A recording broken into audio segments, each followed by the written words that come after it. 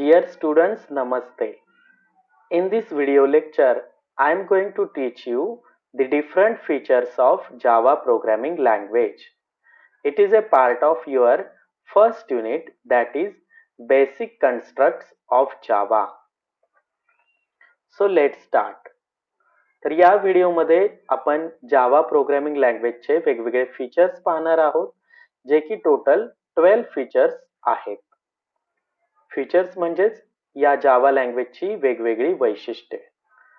So there are total 12 features: object oriented, simple, secured, platform independent, robust, portable, architectural neutral, dynamic, high performance, interpreted, multi-threaded and distributed. So one by one we will discuss all the features. So first one is simple. Why Java programming language is called as simple? Let's check. तर Java programming language ही simple का आहे त्याचे reasons बघूया. In Java programming language there is no pointer and no multiple inheritance concept in Java language. तर हे दोन confusion points जावा language मध्ये येत नाहीत. मल्टिपल इनहेरिटन्स तुम्हाला अचीव करायचं असेल तर तुम्हाला इंटरफेस नावाची कन्सेप्ट यूज करावी लागते. Second reason is Java maintains all the syntaxes of C and C++ language. So if you understand properly C and CPP, then it will be easy for you to write a program of Java. म्हणजेच काय, C आणि CPP चे जे syntax आहेत, म्हणजेच की variable तयार करण्याचा सिंटॅक्स, कॉन्स्टंट्स, त्यानंतर if, if else, nested if else, do while, for loop, हे वेगवेगळे जे सिंटॅक्स आपण सी आणि सी प्लस प्लस मध्ये वापरलेले आहेत तेच सेम सिंटॅक्स आपण जावा मध्ये यूज करणार आहोत. And Java programming language compile करण्यासाठी लेस टाइम घेते आणि आपण तो प्रोग्राम अतिशय कमी वेळेत एक्झिक्यूट करू शकतो. So these are the reasons of Java. So we can call it as Java is a simple programming language. Second is object oriented language. Everything in Java is in the form of class and object. Class contains different methods, different variables, that is called it as our data members.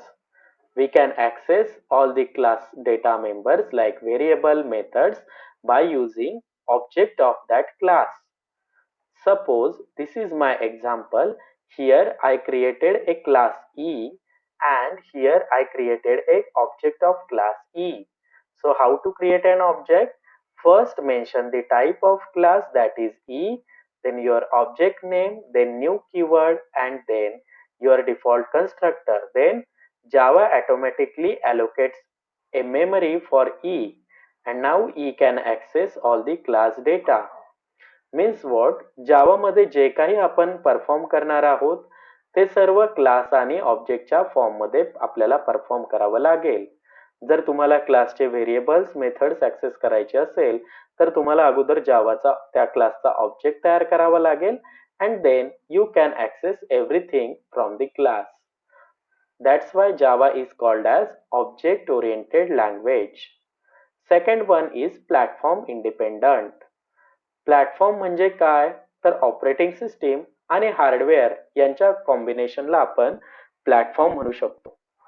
So platform independent, you can compile your program on one platform and you can execute the same program on different platforms. See this example. Here I compile my Java program test.java on one platform. After compilation we will get .class file. Here I copy this .class file in my pen drive and I directly execute on Windows operating system, Linux operating system, Macintosh operating system and Solaris operating system. म्हणजेच काय, मी compile केलेला जो programme आहे त्याची एक .class file generate होते, ती मी pen drive मध्ये कॉपी केली आणि जिथे मी अगोदर या सिस्टीम्सवर जावा इन्स्टॉल केलेला आहे, मग मी डायरेक्टली कंपाईल न करता विंडोज, लिनक्स, मॅकिंटोश, सोलारिस या वेगवेगळ्या ऑपरेटिंग सिस्टीमवर डायरेक्ट तो प्रोग्राम एक्झिक्यूट करू शकतो. म्हणजेच प्लॅटफॉर्मचा इथे कोणताही इश्यू येत नाही. That's why Java is called as platform independent language. So next feature is architectural neutral. Java technology application compile in one architecture. Architecture means what? Your processor, your RAM, your hard disk. That is means what? I have 4 GB RAM, 500 GB hard disk, i3 processor, and I compile one program on my laptop, and my friend having i7 processor, 1 TB hard disk, 8 GB RAM means higher configuration. My friend having higher configuration means architecture is different. But if I compile Java program on my machine and here I give .class file to my friend, and my friend can easily execute same program on his machine. So here no architecture issue, right? तर आमच्या दोघांच्या मशीनवर same program run होतोय. So we can call it as architectural neutral. Next one is portable. In Java technology, the applications are compiled and executed in any operating system and any architecture. Hence, we can say Java is a portable language. In platform independent, it has some same meaning, but portable म्हणजे काय की एका ठिकाणाहून दुसऱ्या ठिकाणी नेणे. म्हणजेच काय, मी माझा प्रोग्राम विंडोज ऑपरेटिंग सिस्टीमवर तयार केला, कंपाईल केला आणि त्याची जी .class फाईल जनरेट होते ती कॉपी केली पेन ड्राईव्ह मध्ये आणि माझ्या फ्रेंडला दिली. सो पोर्ट करतोय मी प्रोग्राम माझा. सो त्याने त्याच्या मशीनला ती जोडली आणि .class फाईल डायरेक्टली एक्झिक्यूट केली, ती त्याच्या मशीनवर सुद्धा एक्झिक्यूट होणार आहे. So this is called as portable language. Java called as portable language. So no operating system issue, no hardware issue. That's why Java is a portable language. Next one is robust. Why Java is called as robust language? Because of these two main concepts, exception handling and memory allocation.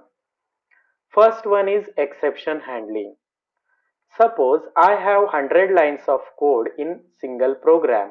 माझ्याकडे एक programme आहे आणि त्यामध्ये 100 लाईनचा code आहे, पण माझ्या या 100 लाईनच्या कोडमध्ये 50व्या नंबरच्या लाईनवर काहीतरी एरर आहे. पण मग माझा पूर्णच्या पूर्ण प्रोग्राम मग फेल जाईल. मला असं नको होऊ द्यायचं नाहीये.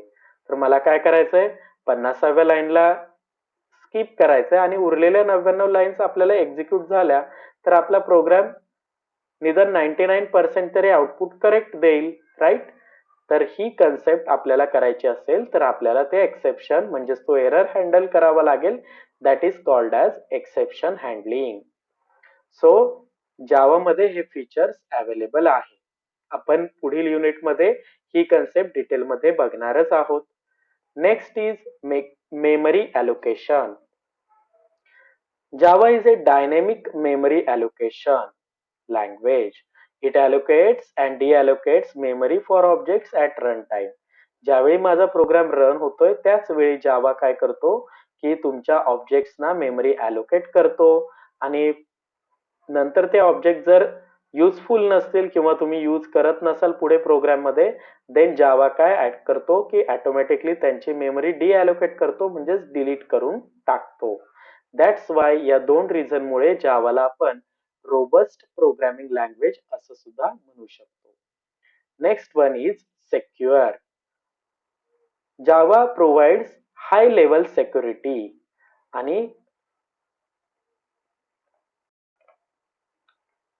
जर तुम्ही तुमच्या प्रोग्राम मध्ये java.security पॅकेज इम्पोर्ट केलं तर या सिक्युरिटी पॅकेज मध्ये वेगवेगळे फंक्शन्स, वेगवेगळ्या मेथड्स, क्लासेस अवेलेबल आहेत ज्याद्वारे तुम्ही सिक्युरिटी प्रोव्हाइड करू शकता. म्हणजेच काय, युजरला कॉपी, कट, डिलीट असे वेगवेगळे प्रिव्हिलेजेस तुम्ही प्रत्येक युजरसाठी असाइन करू शकता. That's why Java is called as secure language. Web security, for web application we are having JAAS, that is Java Authentication and Authorization Services. म्हणजे युजरने लॉग इन केलंय तर त्याचा पासवर्ड मॅच होतोय का, त्यानंतर युजर एखादी फाईल ऍक्सेस करतोय तर त्याचे प्रिव्हिलेज त्याच्याकडे आहेत का, म्हणजे ऍक्सेस परमिशन आहे का, हे सर्व या JAS या कंपोनंटद्वारे आपण करू शकतो. That's why Java is called as secure language. Next one is dynamic. आपण रोबस्ट मध्ये आताच पाहिलं की Java is a dynamic that is allocates and deallocates memory for an object at runtime. म्हणजेच तुमच्या ऑब्जेक्टना एक्झिक्युशन टाइम मध्ये मेमरी अलोकेट करणे तसेच एक्झिक्युशन टाइम मध्ये त्यांची मेमरी डिलीट करण्याचं काम जावा ऑटोमॅटिकली करतो. युजरला यामध्ये काही करण्याचं कारण नाही, कारण जावा स्वतःच हे काम पार पाडतो. That's why Java is called as dynamic programming language. 9. Distributed. By using Java technology, we are preparing standalone application and distributed application. Standalone application म्हणजे काय, की माझा हा लॅपटॉप आहे, यामध्ये जे काही प्रोग्राम केलेत, यामध्ये जे सॉफ्टवेअर इन्स्टॉल केलेत ते मीच यूज करणार आहे, दुसरा कोणी येऊन यूज करणार नाहीये. जो लॅपटॉप हँडल करेल तोच यूज करणार आहे. That's called as that software that application called as stand alone application. पण मला रेल्वेचं तिकीट बुक करायचंय तर मी काय करतो की रेल्वेच्या आयआरसीटीसीच्या वेबसाईटवर जातो आणि तिकीट बुक करतो. That is called as distributed application. म्हणजेच काय, तुम्ही तुमच्या मशीनवरून रेल्वेचं सॉफ्टवेअर ऍक्सेस करत आहात. That is called as distributed application. Means वेगवेगळ्या प्लेसेस वरून लोक काय करतायत, same software same website access करून सर्व्हिस प्राप्त करत आहेत. तर असे डिस्ट्रीब्युटेड ऍप्लिकेशन तयार करण्याचं काम जावा लँग्वेज थ्रू होतं. That's why Java is called as distributed distributed programming language. Next one is multi-threaded. Thread is a lightweight process and small task in a large program. If any technology allows executing single thread at a time, such a type of technology is called single-threaded technology.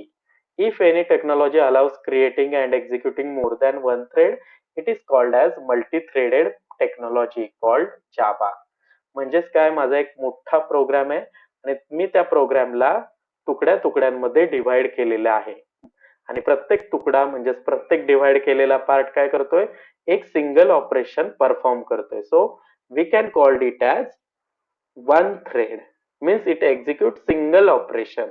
But या number of थ्रेडचा बनून काय झालाय, माझा एक programme एक process तयार झालेली आहे total.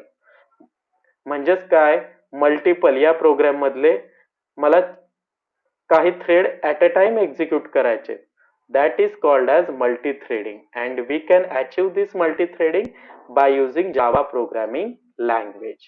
We will discuss in next chapter that we have single unit on multi-threading concept. Next one is interpreted. Java technology is both interpretive and contemplative. By using interpreter, we are converting source code into bytecode, and then interpreter is a part of JVM. Means what? मी एक program compile केलेला आहे, compile केल्यानंतर त्याची dot class file generate होते आणि ती dot class file interpreter कडे जाते. मग इंटरप्रेटर काय करतो की 1 by 1 लाईन चेक करतो आणि त्यानुसार तुमचं जे काही आउटपुट असेल ते तुम्हाला स्क्रीनवर डिस्प्ले करतो. So Java he at a time compile language सुद्धा आहे आणि इंटरप्रेटेड लँग्वेज सुद्धा आहे. Next one is last one is high performance. जे काही आपण फीचर्स पाहिले आतापर्यंत त्या सगळ्यांमुळे जावाला आपण काय म्हणू शकतो की ही एक हाय परफॉर्मन्स लँग्वेज आहे.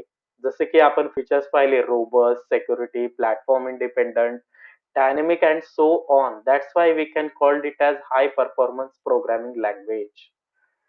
So students, इथे आपण आज 12 फीचर्स पाहिलेले आहेत. तर या 12 फीचर्सचा नीट स्टडी करा. अत्यंत सोप्या भाषेत मी तुम्हाला ते एक्सप्लेन केलेले आहेत. तुमच्या फ्रेंड्सना व्हिडिओ शेअर करा. Thank you.